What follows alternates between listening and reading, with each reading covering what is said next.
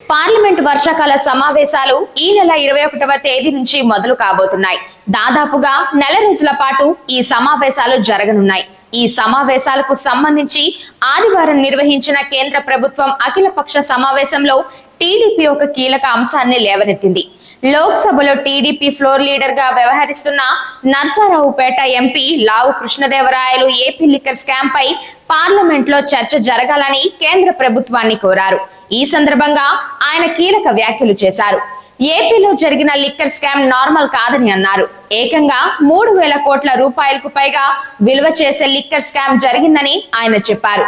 దేశంలోనే అతిపెద్ద కుంభకోణంగా ఉన్న లిక్కర్ స్కామ్ మీద చర్చ జరిగేలా టీడీపీ ప్రయత్నం చేస్తోంది.